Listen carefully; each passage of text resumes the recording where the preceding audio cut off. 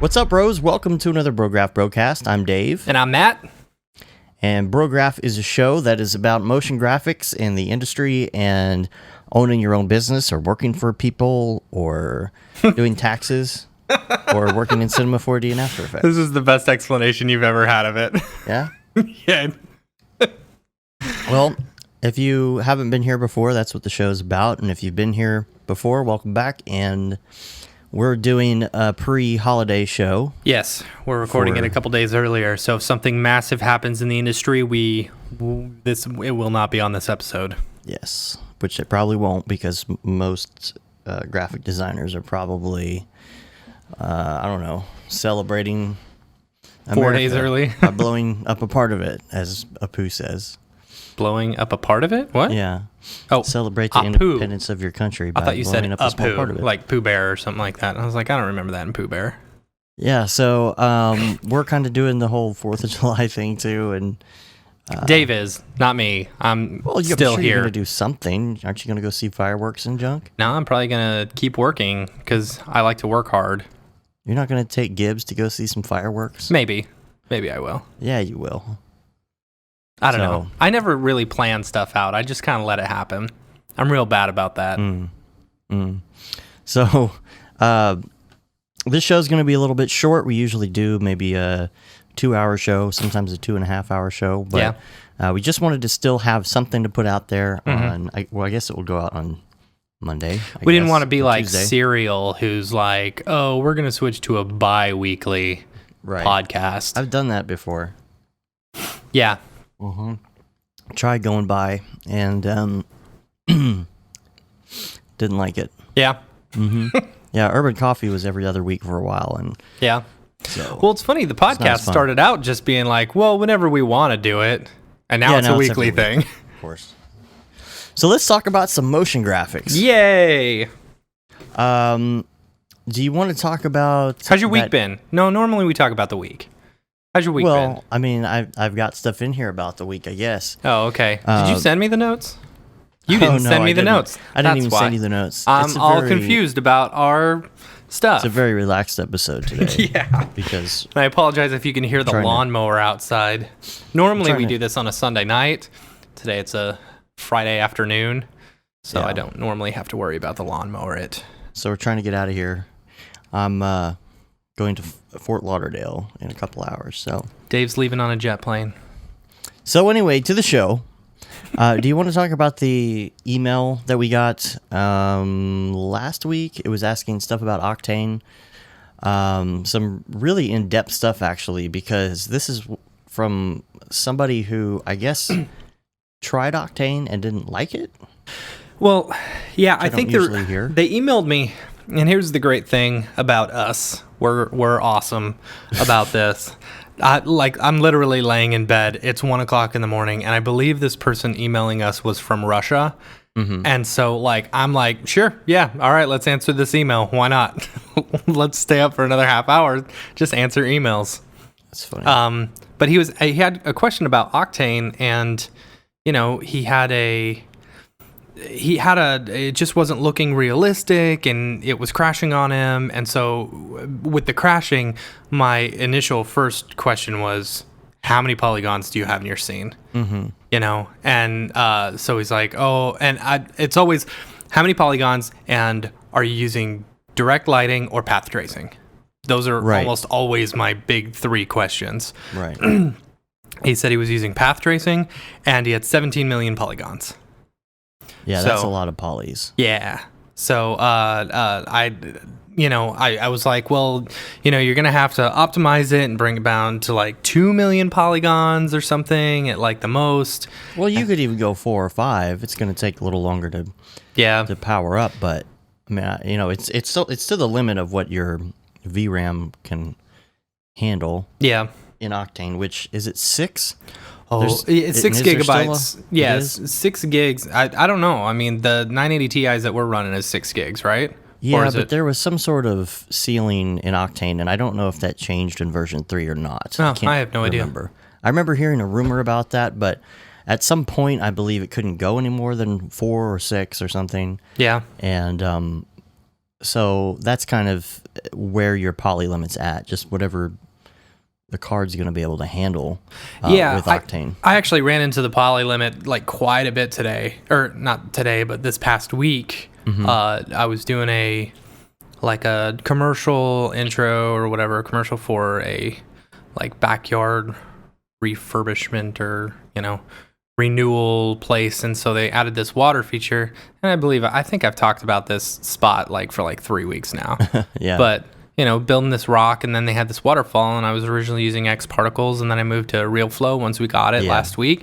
Yeah. And I love Real Flow, other than the fact that it's super crashy. But I couldn't render out my Real Flow animation with everything else in the scene.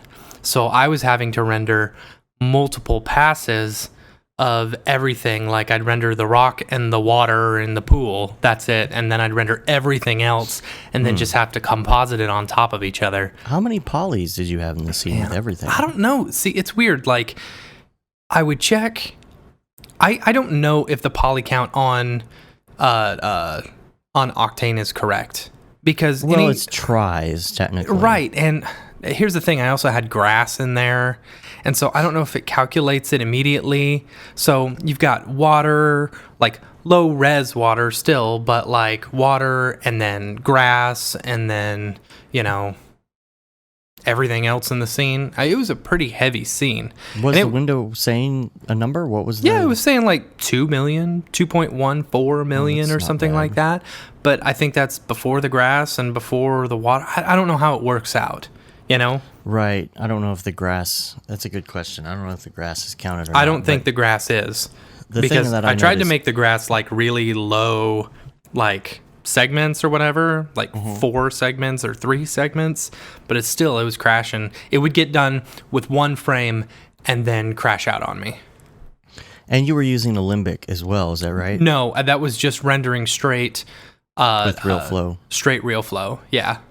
Okay. So that's another issue we've run into the past week with this new Real Flow for C4D.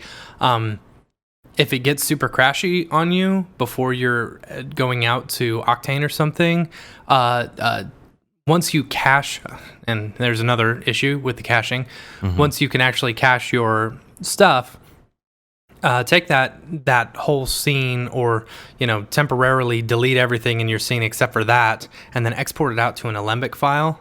And now your Alembic file is going to be gigantic. I believe for 240 frames, my Alembic file was like 9.3 gigs.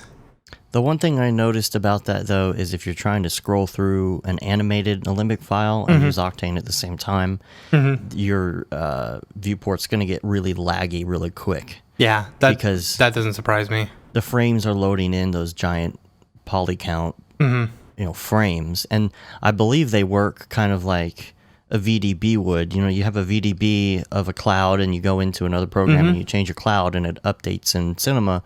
I think you can just save over the Alembic. I think it's reloading those individual frames each time it goes to a frame. So yeah, I'm pretty sure that's it. Yeah. No, you're totally right. Which is cool if you're working in a type of environment where you have that kind of workflow. Where different people are working on different things. You can have a basic geometry of something that you need water done with and keep working on the water, and the other people's scene still has what you're working on in it, and it's updating as they go. Yeah. That's nice. And Real Flow, by the way, too, before we get back into that, the people at Next Limit started emailing me. We sent them one of your videos of the crash because there's a lot of caching problems. Did you send them my crash report? Yeah. Yeah, but you must have had Octane crash after that. It must have crashed a couple of times, yeah. Because they emailed me back and they said the crash you sent was not a Real Flow crash. Okay. It was different. You must have had a crash after that video. Probably. I don't know. My computer crashes on me a lot. Long story short, though, Next Limit is working on some of these glitches. I think one of the things is that they haven't used it as much on the Mac side. Also, they told me they're using R15, which I thought was interesting. Yeah, that is. It's like, Yeah. why? So, and they said they had it working with Octane, but it was an older build. So, they were working with R15, old Octane, and Windows 10. So maybe that's why there's some of these crashy issues. But I know that Windows people are reporting the same issues too. So Oh, really? Yeah. Huh, that's interesting. Yeah, they're totally mowing like right outside my window now. It's fine. Can't really hear it. Good. So you told him limit the poly count. That's true. And he's like, here's the thing. Like, it's really hard to, there's the language barrier, between us. And then you're just trying to throw off a quick email and stuff like that and get back to someone, So it's really hard to like troubleshoot someone's scene before, Yeah. Because he sent us a sample of what the scene looked like. And I'm like, there's so many questions you want to ask. Like, well, are you using all Octane materials? Are you using all Octane lights? Are you using Octane, cameras, whatever? If you're using Octane materials, are you using image textures? Or are you using, just regular loading an image? And there's a lot to explain. It's really hard to get that across over like one single email. It's like, it just doesn't look real like everyone else has been doing. I was like, I don't know what to tell you, man. Yeah, that's a tough thing to diagnose without seeing it. Yeah.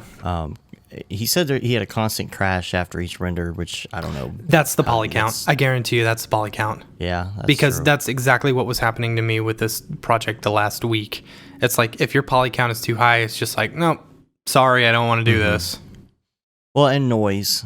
And, a lot of that could be IES. It could be... Absolutely. And actually he was saying that he was using IES files, and I was like, here's the thing with IES. IES produces a lot of noise, Well, versus say something like the Luminous plugin from Brograph Spotlight, Well, a lot of it has to do with samples, too. I mean, say you have 10, like we've talked about before, you got 10 lights in your scene.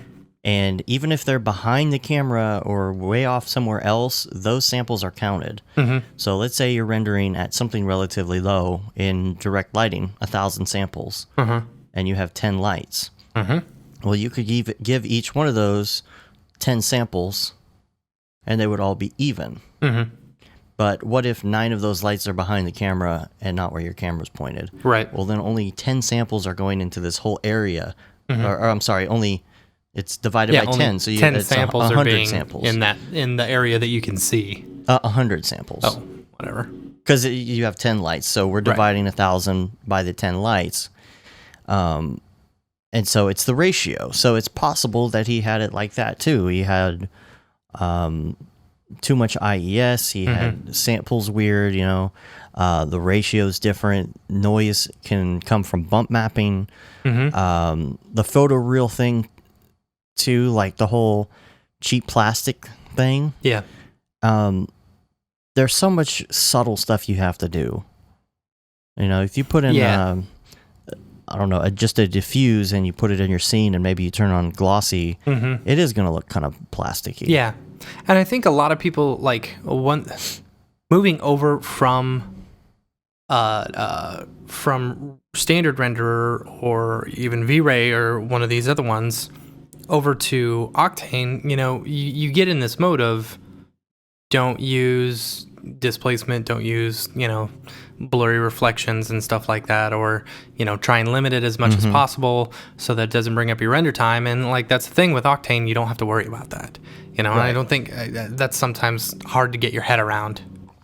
You can spend the time making it look good. And then, you can also use mix textures because there's a lot of stuff that I work on that's just real fast and, you just need a basic texture or something and it's far away. But if you start working on stuff where it's really close up, like I started working on this little freight cargo container last week just for fun. And just working with, it's, based on a picture I took in Iceland. I was like, I want to try and make that look. And it was the same thing. I started putting textures onto the sides of the bin, and it looked very fake and plasticky, no matter what I did to it. And so I started working with mixed textures. And so I would have like a base texture, and it's like, just like you would do if you were actually painting the thing. The first thing you do is you put on like a primer. So this is like a real flat, dark blue that I put on the thing. Mm-hmm. And then it has like a really, really blurred reflection in it. So it's super wide specular and blurred reflections and everything, to the point where it's just a specular. You can't see yourself in it. Right. Then from there, I do a mixed texture, and on top of that, I'll kind of 50-50 through some sort of gloss texture that's very similar, and then maybe put a really large, rough bump on it. And then same thing in the diffuse, that original diffuse, I kind of multiply a large bump so that there are very, very slight variations in the shades of blue. And then when you have that mixed texture with the gloss on top of it, then it's kind of like doing car paint. Then you got your gloss layer. Well, then maybe from there, you put some fleck in it, or you put some bump specks in it, and then you put some maybe another layer on top of it where you actually kind of peel back. Maybe you do some sort of mixed texture or multiply to where some of that gloss is coming off. Like it's peeled off, and then maybe you put some rust on top of everything when you're done. There's like all these layers, and I probably spent, I don't know, 2 hours working on just the paint for this thing. Yeah. And it's just two textures. Yeah. That's the thing. It's you have to spend like a really long time in it if you want to make it look look really photorealistic. Yeah, for sure. And that's what those people are doing. You've got projects that you can knock out real quick, where you don't have to worry about that stuff. But if you're wanting truly photorealistic, you really have to take the time. The one thing about Octane versus V-Ray or something is you get your results quicker, Right. Instead of having to render a frame and, okay, let's change this, render a frame. Right. Okay, let's change this, render a frame, Yeah. And then he was talking about direct lighting or PMC. He says he doesn't see a difference between direct lighting and PMC. No difference. It's just slower. Probably just because he's using the IES lights or something. And I don't think it's probably, I think it was exterior. And I don't know if you're going to see a real big difference in an exterior place. You do an interior because light bounces and stuff like that. But if it's got nowhere else to bounce, I don't know. And he was talking I could about be wrong there. The GI too doesn't have that shadow. Now there's a control for that for AO, because it's not really like GI. That would be, but I know what he's talking about. He's talking about the shadows around everything. Yeah. You can do your AO. You can control how far your AO goes in your settings, but you can also put dirt on things if you really want to. Yeah. Like highlight. I love dirt. Yeah, and it puts it in the corners and kind of around stuff. And a lot of people kind of overuse it to where it's like super, super dark in the corners. But I like to really spread it out and get a lot of noise in it. So it's a very subtle deal. But then you get, again, it's a little subtle darkness in those shadows that makes something look realistic. Word. Oh, that's a nerdy conversation.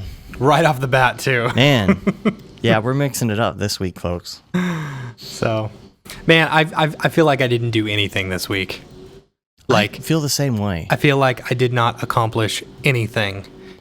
Because that one project, that one had to be out this week, and so like, it sucked because like it's a really long render. Even though it's Octane, Octane, RealFlow, Grass, it's all, it's a minute and a half, maybe 2 minute per frame render, but it's 280 frames, and you got to do that, and then you got to do. Then I had to do a nighttime scene as well, and it's just like, so I was rendering on my machine, I was rendering on a remote machine, and then those would get done, and then I'd set it up to go for like a whole nother day, and then the client would make one change, which would cause us to have to re-render the entire thing. Yeah, so that's all right though. I mean, we got work done this week, but I understand what you're saying. Sometimes you just feel like the motivation's not there, even though you're doing stuff. Yeah. You know, I mean, the thing is, like, literally my computer was rendering. I couldn't do anything else, you know? So, which kind of stunk, but whatever. Yeah, we're going to have to start getting back on that promotion train. Yeah. After the holiday here, start pushing ourselves again. And shout out to everyone who has bought the Luminous plugin, by the way. Yeah. Like, you guys rock. Like, this was, it's been an adventure so far. Like, a really fun, I don't know. just all the people who have bought it, like, have been sending us stuff. It's awesome. It's cool every time we get a notification that someone has bought that plugin. Yeah. And it's so useful. I use it all the time.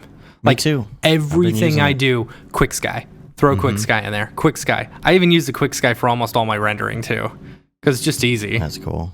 I on some of the things that I need like a super even lighting, I'll just throw a white sky in there, and then I'm done. That's it's easy. Yep. Yeah, I've used the Spot for a lot of stuff this week. I used the Psych a couple times. Mm-hmm. And yeah, but mostly that Sky, man. I'm just constantly throwing that Sky in because it's just quick. Yeah. It's less steps. Yep. That's saving me about 10 little clicks each time, but it's just, it seems like that's always a chore every time I start working on a project. So we had lunch yesterday. Can't believe that was yesterday, with Barton Damer from Already Been Chewed. Heck yeah. That was really cool. That was very cool. Finally got to meet, see his cool studio and for right now. He's moving out to a different place. Yeah. And no, that was really cool. We had a good conversation. We went to lunch and we talked about the DFW C4D club that we're starting. Right. Trying to get something finalized as far as a date. And once again, we have decided to push. This is actually Martin's suggestion because we were going to do the spring. We decided to push it to summer, and he made a good point that there's going to be a lot of people out of town. And we were also talking about doing a Saturday, and even that, I think a lot of people don't like to go to that kind of stuff on a Saturday. They'd rather go on hang out with their family or something like that. Yeah, that thing. So it'll be cool, but we're going to do it on a Thursday instead, and it's going to be in September. So the only thing about that is that it will allow us to prep a little bit more for it. Yeah, and totally. Really get it down, because I don't want the first one to be something that wasn't well planned and then people don't come back. Yeah. So this will be cool, and it's not going to be something either where you have to sit for a really long time and listen to people talk. Right now, we are planning. It's in the works still, but we're looking at like a bar/pub place. We contacted them about, because they've got projectors and stuff like that we could use, and you'll be able to get drinks and get food because they, and we'll probably throw a few drink tickets out for the first few people who come. Yeah. And then but we're looking around September 22nd. Is that right? September 22nd, I believe it's a Thursday night.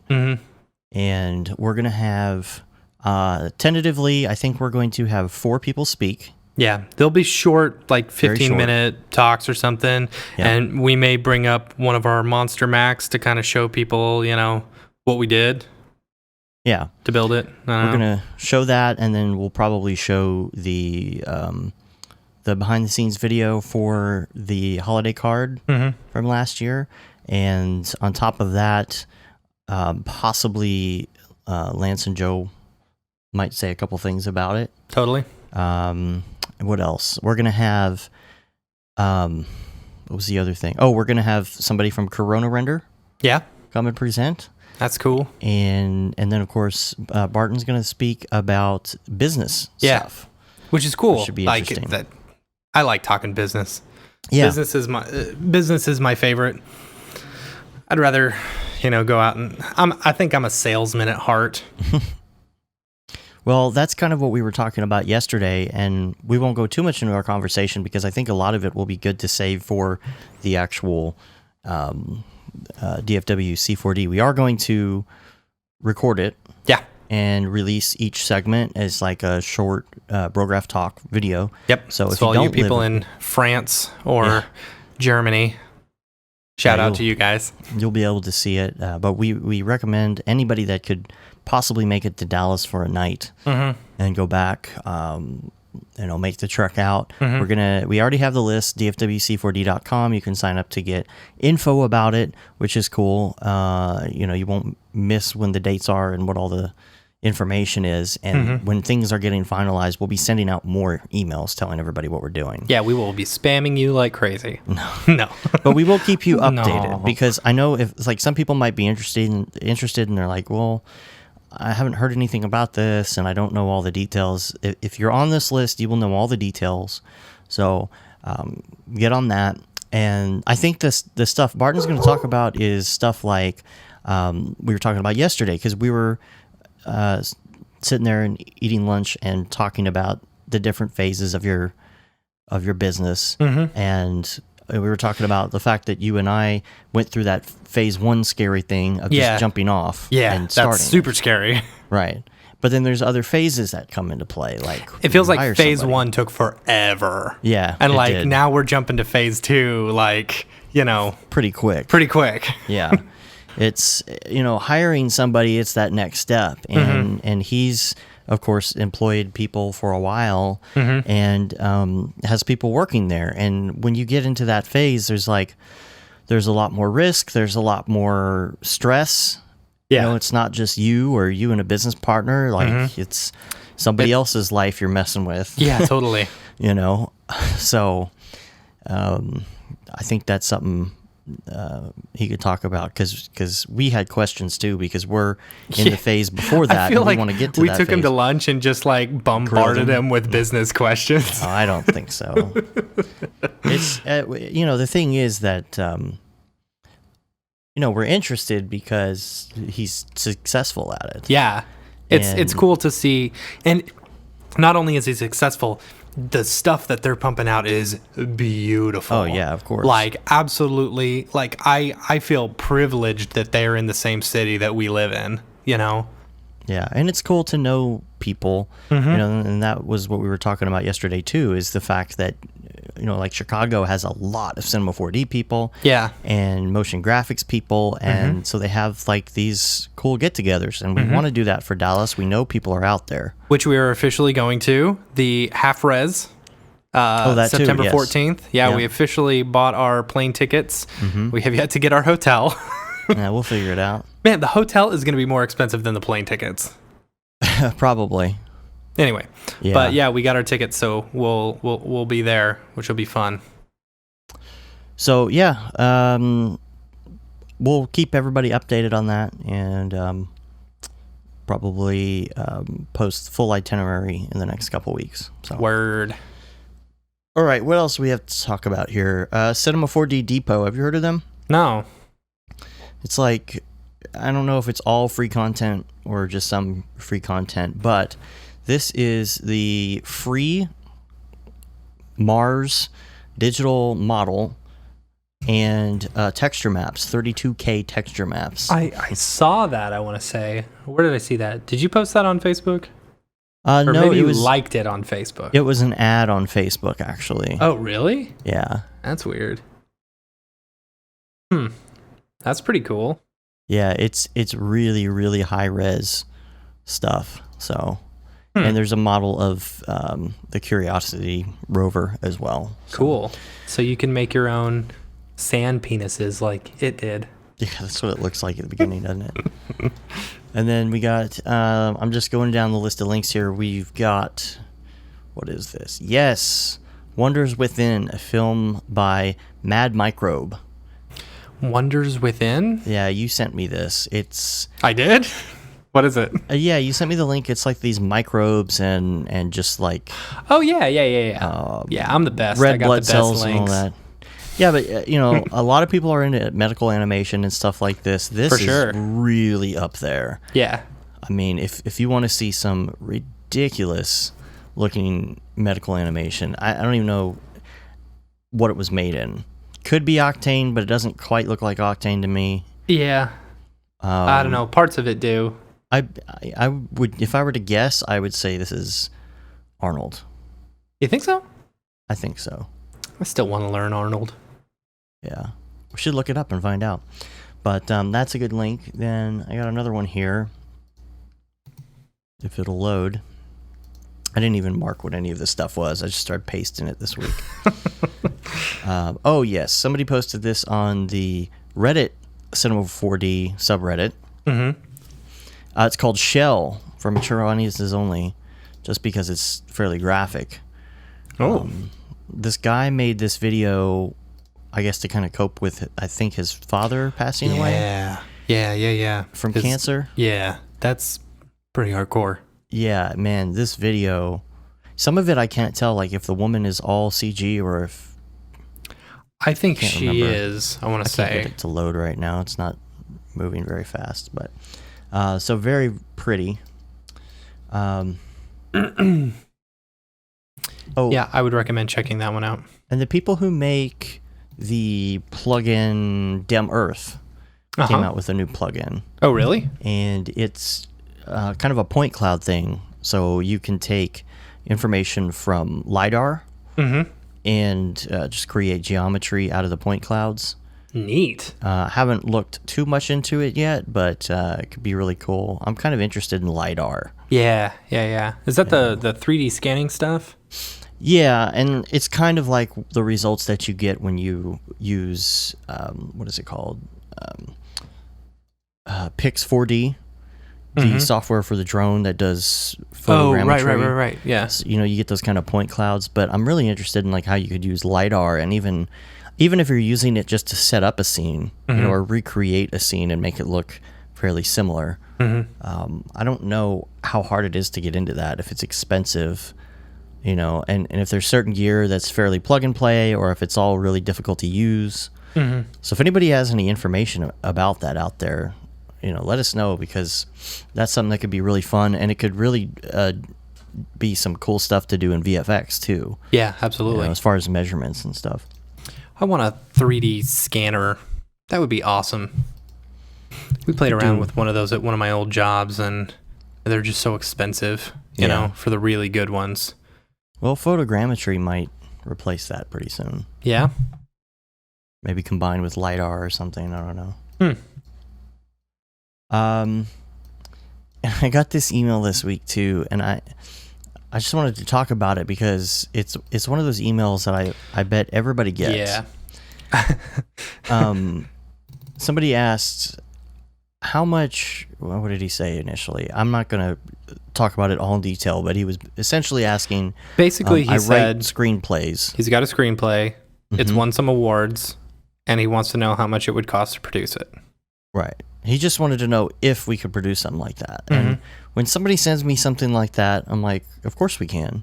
If you want to talk about our rates, let me know. Because obviously that's going to be a big thing. You got to sit down and talk, maybe meet for lunch and say, what is this about? How long is this? How many cameras would we be shooting on? Do you have people who are already interested in investing in the thing already? Do you have money that you're already going to put down? Actors, wardrobe, all the planning, VFX, editing, music, just the whole thing, catering. If you're shooting a full-length movie, I mean, it's a big deal. It's going to cost a lot of money to do all that stuff. Absolutely. You don't know how many actors are in it. Just the list goes on forever, right? I mean, we do this all the time, and that's what's involved. If somebody says, I want to shoot a commercial, that's what we do. We sit down and we figure all of that out. So I get an email back, and the email is like, well, yeah, but what would be the minimum cost for something like that? I'm like, for something like what? I don't know what it is. How long is it? Is it 5 minutes? Is it 4 hours? I don't even know. He's like, it's I said feature length film. Okay. But I still can't tell you, and I listed out the things. I'm like, I have to know all of this stuff. You mean you could tell me what it's about, maybe, and we could talk a little bit. He's like, but I just wanted a minimum. You can't give me a minimum.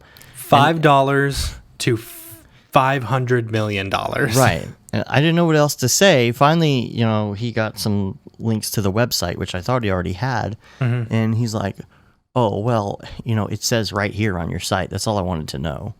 And I'm like, yeah, but our site doesn't really is different. Say that. Yeah, that doesn't say full length feature.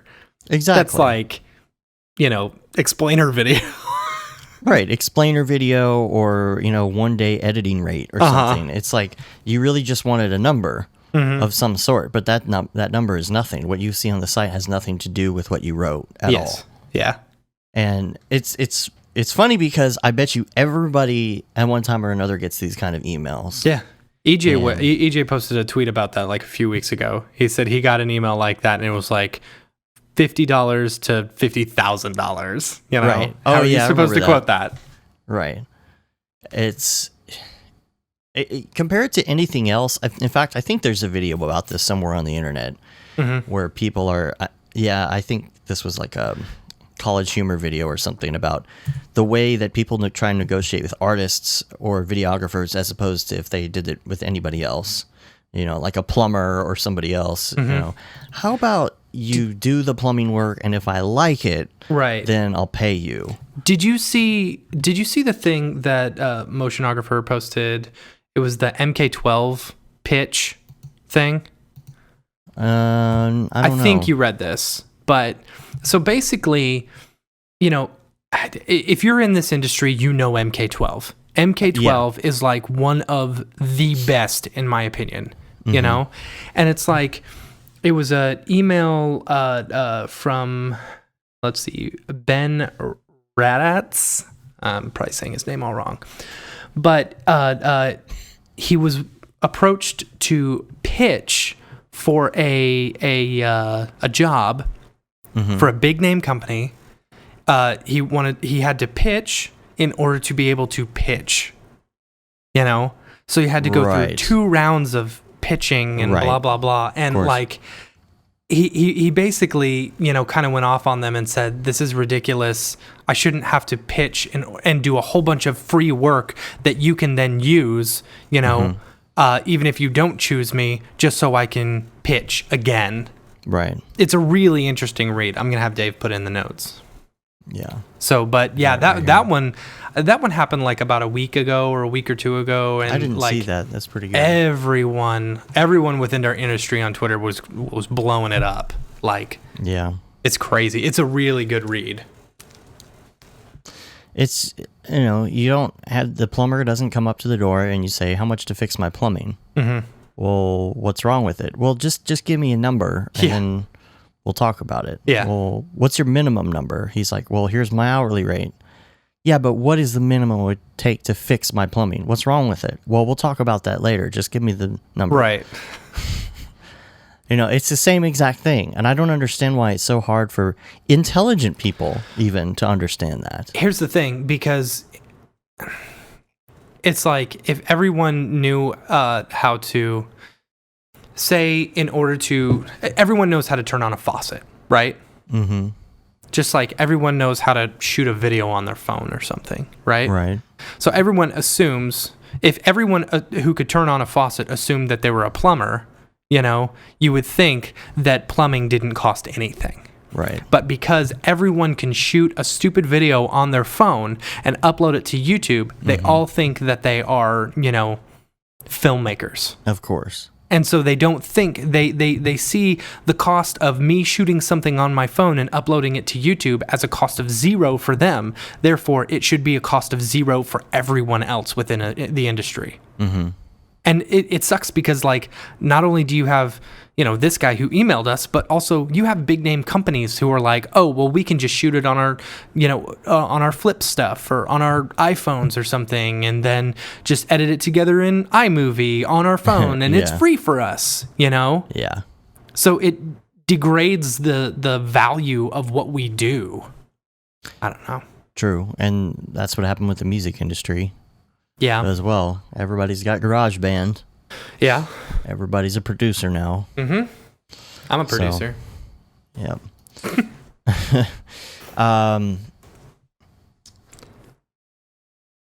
Yeah. I was going to say something about that earlier, and now I don't remember. Damn. All right. I had something good to say about it. Maybe I'll remember. It's probably exactly what I said. No, it was something about what you were saying. Gosh, I wish I could remember it. But whatever. It will. Oh, I know what I was going to say about it. It's that I think from the other person's point of view, when they're wanting to get a quote on something and they're kind of new to this whole thing, you know, say Myrtle in accounting at some Good old place, Myrtle. you know, she has been always messing up the books. Yeah. And leaving all her food in the refrigerator all the time. Right? And heating up, tuna casserole and popcorn in the microwave. I know. And then just, leaves the dirty dishes out in the sink when she's done with them. Gosh, All Myrtle. the tuna still in them. Jeez. Anyway, so Myrtle, she has been tasked with doing this video for the company Christmas party. Right. And it's got to be really good. Like, it has a big budget because this is a big corporation. So she's going to have this work done, and she has X amount of dollars. So the first thing she does is she calls up somebody. Yeah. Maybe she starts in Google. Google Maybe she searches. She Google searches, and then she starts going through, and she looks at some pages, and she sees some samples, and she loves these samples because these samples are just absolutely ridiculous on these websites.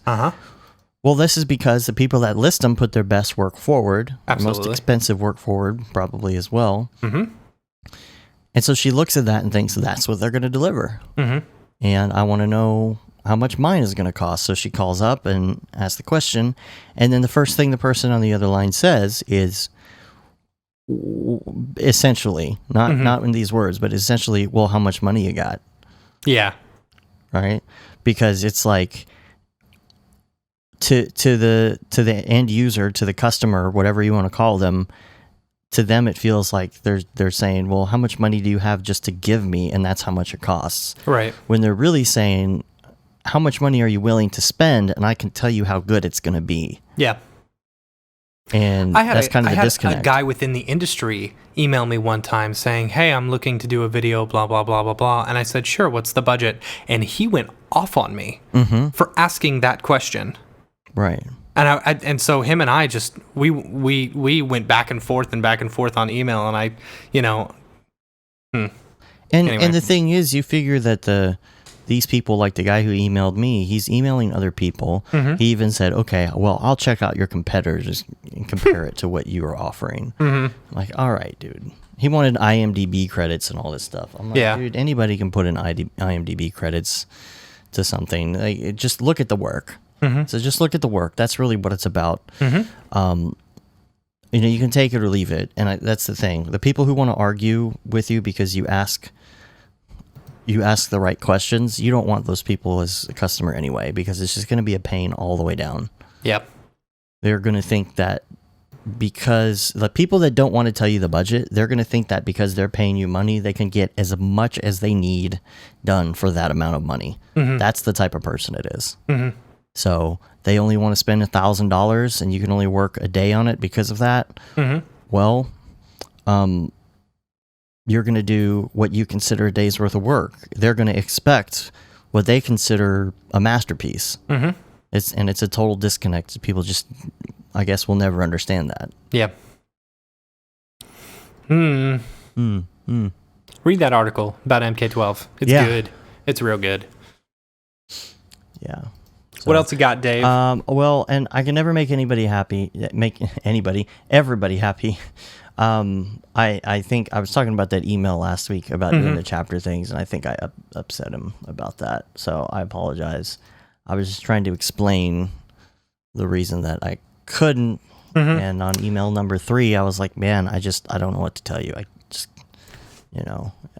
he seemed pretty upset about that. That's okay. So it's okay. We still love every one of our listeners. Yeah, it wasn't supposed to be like a gripe. Like I even said in the show, it wasn't supposed to be a gripe. I was just saying, look, also I wanted to hear feedback from other people if they think that they want chapter markers too. I thought maybe people would email and say, oh yeah, totally. Like we have to have chapter markers. Right. If there was I can't say I've ever listened to a podcast that has chapter markers. I don't think I have, but I never really paid attention to it. Yeah. So I just set it and let it go. Yeah. Okay, so this is interesting. I didn't realize Octane 3 for Maya was not out yet still. Really? Yeah. Found that is out interesting. Yesterday. In fact, I believe it was supposed to come out yesterday, and then it didn't. Really? And everybody's like, what? That's funny. So I feel, again, grateful for Ahmed. Yeah, he's the man. Yeah. He really is.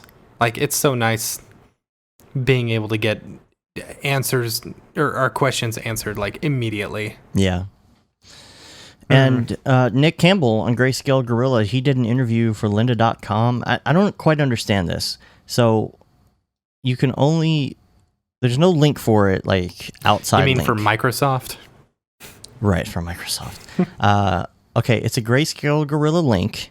It's on their site, but the only way you can get to the video is if you link to their site with the video. So it's not posted anywhere else, as far as I know. It's a LinkedIn video in the corner, but it says lynda.com on top, so I'm super confused. Well, LinkedIn owns Lynda. Oh, do they? Yeah. So Microsoft owns LinkedIn and Lynda. Jeez. Yeah. I didn't know that. Yep. Wow. And anyway, this is a really good video interview thing that Nick did on the origin of motion design. And this is like interviewing people who were there for the super retro 80s logos that were all done with giant machines that would do like different types of waves. And Yeah. It's so funny, like when I was watching this, so they would do all these things and it would show up on this little, what's the little thing? Like the screen that they would then have to record. I don't know. And it's so funny because they're actually shooting the screen instead of like recording it out to tape or something. Right. So it has a camera that is shooting this thing and then sending it to tape. It's so funny because that's the way. When I first started in this industry, I worked at a company that would transfer old 8mm film, and that's how we had to do it. Oh, yeah. We had to project it through a box into our camera, you know, and then record it that way. I used to have to do that, the 8mm transfers. Oh, it's awful. My very first video job. That and detabbing VHSs, man. Good old detabbing. Well, we had so many detabs that we would put them up in these cups. And then You'd fill those things up real quick. Yeah, but then we had the shrink wrap guns. And so we would aim them into the thing of tabs, and we would have these giant, hideous sculptures of, like, cylinders of VHS tabs. Yeah, well, did you ever accidentally knock over a thing of VHS tabs? Oh, yeah, it's horrible. They're so hard to pick up. Like, in the carpet, you try and, like, pick it up, like, 10 times, and you can't grab it. That's funny. Totally. More old people talk. Dude, I enjoyed the old people talk last week. Yeah? Last week was one of my favorite episodes just because I totally lost it. Oh my gosh. That was great. Oh boy. All right, we got anything else to talk about? Or just emails? I don't know. Do we have more to talk about? No, I think that's it. It's been a slow week and because of the holiday, yeah. you know. But we still got a little nerd talk in there for the week, so that's good. Yeah. Here's an email. Let's see. Oh, this was a question. This is kind of a semi-topic. Should we do the t-shirt giveaway now or next week? Let's wait till next week because we got to get all the names down. Yeah, we got to get it all because of the different stores, and we got to make sure they're all in. So, okay. So this was a question, and I don't know if we can answer this or not. So let me read it. So suppose your client gave you an already rendered very long sequence that has depth of field baked in a beauty pass. The client gave you a scene of an object moving to comp over that scene. The new scene contains the same depth of field, aperture parameters, but now you have to apply motion blur and depth of field to match the rest. How do you proceed? Does it have an alpha on top of it? Like, I'm assuming so. Well, I would just... throw some basic RSMB on there and just hit go. No basic RSMB. Do it the right way. He said, since you are comping this over, so I'm assuming alpha, I can assume you can consider rendered sequence as the background and do what you did there, but how would you had both depth of field and motion blur in this case? Okay, so I'm guessing is how would you do depth of field on something when you're compositing it over something that already had depth of field? Well, hopefully, even though you have the beauty pass, you can get the depth of field. One of the things you might be able to get away with slightly, like if you don't have any way to do the depth. I mean, say it's a sphere in a world, you can fake that depth. Yeah. With the depth of field plugin pretty easy. But if it's something a little more complicated, you could probably go as far as to like kind of do a grayscale version of that comp and like kind of sort the grays out the best you can. It's not going to be perfect, but you could almost make like a gray depth map out of that if the scene were right in the right circumstances. But I don't know if that would. Yeah, I don't know. It might be enough to fake it. Yeah, I would just, I don't know, composite it in After Effects and, try and match the blur and match the motion or the motion blur as well, Yeah. I don't know. And then the question always is depth of field or motion blur first. And I believe I always did. Gosh, I can't even remember now which one was first and which one was last. That is an interesting question. I don't think I've ever thought about that. It does make a difference that if you do it one way though, you're using Frisch Left and RSMB, you'll notice that if you do it one way, you have like a depth of field kind of jagged edge. So flip it the other way. I would think that you would use depth of field first and then possibly and then motion blur, right? I think so. But the video I think that Chad Ashley just did with the coffee beans will kind of talk about that a little bit. I think it talks about which order you should do it in. Okay. Cuckoo. All right, so we got some more iTunes reviews. Yeah, we did. B4444444 says best C4D podcast. Always a good listen if you're into C4D and motion graphics. Is this from the United States or is this is from somewhere else, right? This is, and I believe this is United States. I don't think it's the United States. Oh, I don't know. Beerleft.tv says broadcasting Brograph goodness. So nice to hear a good collaboration of like-minded creatives, especially ones that are so keen to help others. I wish there were more guys like you when I started over 15 years ago. Keep up the good work, fellas, and thanks from the Forest of Dean in the UK. There we go. Yeah. May buy a shirt while on holiday in Florida in May. Cheers, Aaron. I hope you bought a shirt. You might get a shirt. We'll see. Yeah. Depends on No, because who wins. that one was done way before. Oh, it was? Yeah, we're not counting the ones that we finally just discovered. Oh, okay. No offense, you guys. sent that to me. I didn't realize it was before the contest. So here it is. No, I'm not going to throw that out there. Yeah. All right, and then the last one from Germany. Love it. Von Roseford. Really great podcast talking about the business side of being a freelancer. And then you said there's another one today? Yes, another one that we got June 29th. That was a couple days ago. Great discussion about the business of motion graphics by Kerplonk. Dave and Matt are down-to-earth guys who discuss techniques and business of working with Cinema 4D and Octane Render. They frequently have cool guests on to talk about their experience in the industry, offer advice, and discuss goings-on with the hardware and industry events.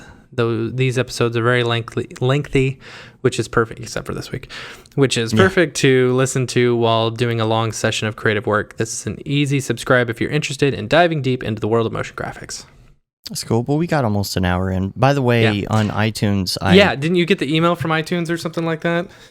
Yeah, I've been emailing them because I'm like, what's going on with the keywords? Because you can type in on the RSS feed, you can type in keywords. You can type in iTunes keywords in Squarespace. It says, this is for iTunes. Put these keywords in here so when people search for your podcast, ... Okay, well, Cinema 4D and all of that is in there. And I emailed them about it, and they say, oh, it doesn't work that way. I'm like, iTunes search doesn't use keywords? They're like, no, it doesn't. I don't know who told you. I'm like, then how do people find topics by typing in a topic? Yeah. They're like, well, it's from description, and it's from title, and it's from item. And I'm like, okay, so I have Cinema 4D, like, in the RSS feed, like, 18 times. In description and name and all of this stuff. So we went back and forth, and they kept telling me I was wrong until I said, well, just do a search for Cinema 4D or anything in any of the descriptions for the show notes, Octane, any of that other stuff, and tell me that we come up, because we don't come up. So he finally said, oh, okay, I'm going to escalate this to a higher tier. So maybe people will start finding us, hopefully, pretty soon. I love that they just sent you a standard email, sound like a bot was answering you or something. No, you're not listening to what I'm asking. Well, the first one they sent was the way they worded it. It was, no, it isn't about keyword search. if you will check the form for keyword search, you can figure. They kept saying keyword search. Kind of, it just was unnatural in the sentence. And I sent something. I said, I feel like a bot just answered my question here. And the guy that started responding to me was his supervisor, who was like, I assure you, I'm sorry it sounded like a bot, but it wasn't a bot. I'm like, okay. I assure you, think we it are no was. bot. Whatever. So thanks very much, everybody, for listening, and thank you for rating us and sharing us with people. David Ariev will be the guest on the show, or he'll be taking my place next week. Yep. Cause man, I'm gonna have a tough time. I'm going to Disneyland, and then I'm going to Hawaii. Yeah. So if you guys are in Hawaii, I know we've got a few listeners in Hawaii. Hit me up. I'm gonna be on Oahu for like 7 days, and so maybe we can meet up and grab a Coke or something. I just found out my buddy Stephen Matthew just moved there. Oh, really? Randomly from overseas. He was traveling the world for like a year. Yeah. With his girlfriend, and they finally settled in Hawaii. Jeez, that place is expensive. Yeah. That place is very expensive. So I've heard. I don't know. I've never been, but in a week and a half, I will. I've never been to Hawaii. Oh, I thought you'd been before. Oh, my folks met in Hawaii. Oh, my dad was stationed there. Crazy. And my mom had lost her checkbook. It's a very, very, very romantic story. Very romantic story. Which is funny because, like, my dad was actually friends with my uncle, my mom's brother.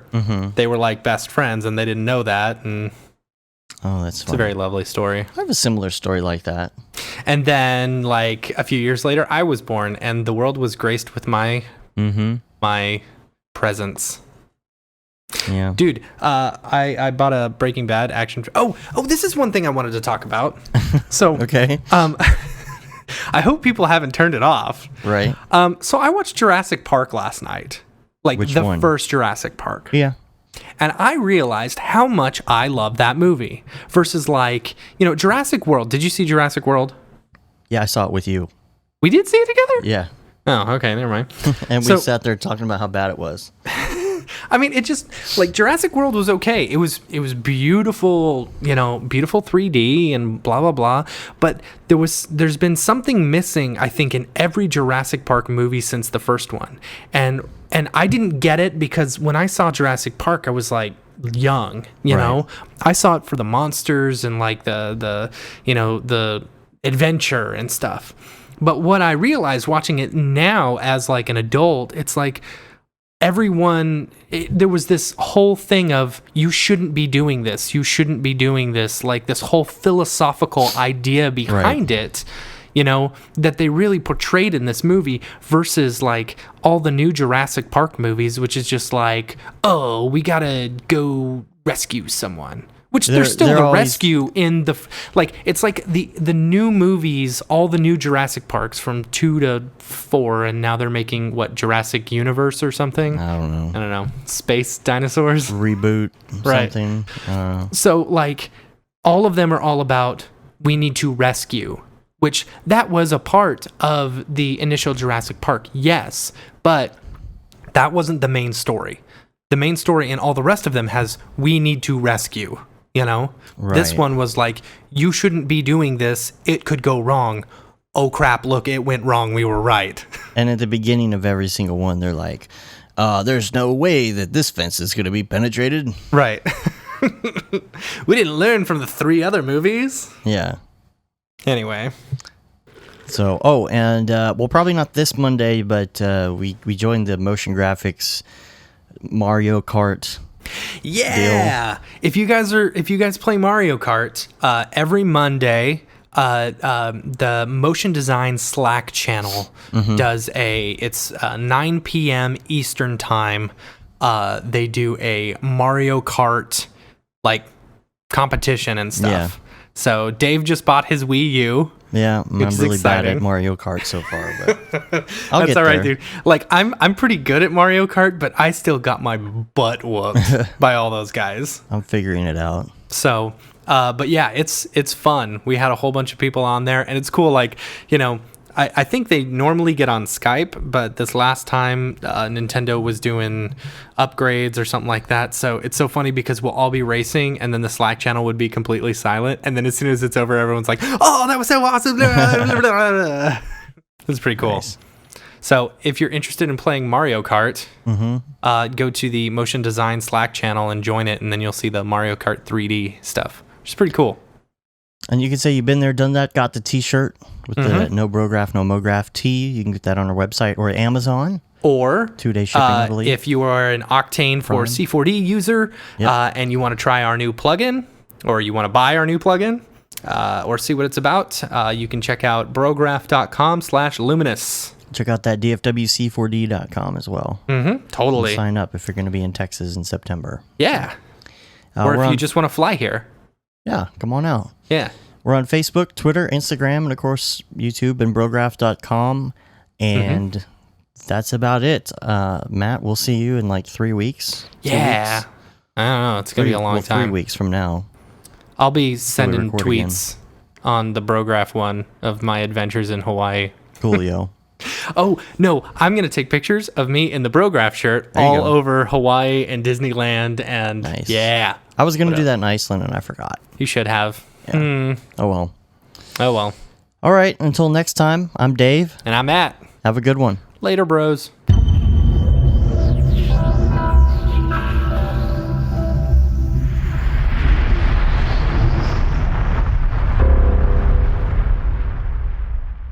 It's pretty good, I guess. Brograph.com, an online resource for learning critical components of Cinema 4D and After Effects, specifically catered to help you prevail as a motion graphic designer. What's up, bros? Welcome to another Brograph motion graphics tutorial. We give you professional time-saving tips, shortcuts, and lessons that help give you an edge over your fellow designers. Not only this, but our new Brograph Talks help you in your file management, hardware configuration, and client relations. I love projects that scare me. When our art director comes to us and asks for something that I had never done before, man, it gets me pumped. Join us for live sessions, check out our crazy Cinema 4D experiments, or just watch our Fun with Brograph series, where we show you practical applications for techniques learned in previous tutorials. Do this from the beginning, and your client is going to respect that, and they're going to respect you, and they're going to respect your time. Subscribe today and get automatic updates on the latest tutorials, tricks, tips, and inspiration brought to you by industry professionals Dave Koss and Matt Milstead, all with a slight dash of dry humor peppered in. Real nice banana. Brograph.com, your source for tutorials that will help you thrive in the motion graphics industry. Don't just play around with Cinema 4D and After Effects, master it, and make money by becoming indispensable at your workplace. We don't care how you get here, folks. Just get here. Subscribe now to Brograph Tutorials.